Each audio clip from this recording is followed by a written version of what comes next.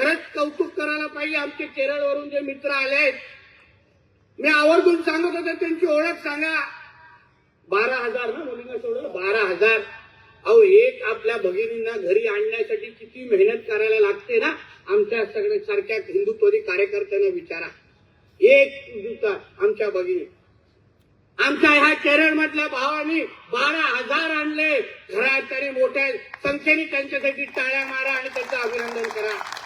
12,000 आमच्या हिंदू भगिनींनी त्यांच्या भगिनींचं आयुष्य तरी वाचवलंय, ते पण केरळ सारख्या राज्यामध्ये. अहो ते मिनी पाकिस्तानच आहे केरळ. म्हणूनच तो राहुल गांधी तिथे निवडून येते. आता त्यांची बहीण निवडून येते ना. सगळे अतिरेकीच त्याला मतदान करतात.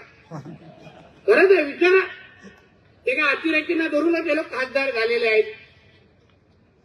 म्हणून आपल्याला सांगतो, हे कार्यक्रमाचं जसं आमंत्रण मिळालं लगेच सगळे कार्यक्रम रद्द केले आणि आपल्या इकडे आलेलं.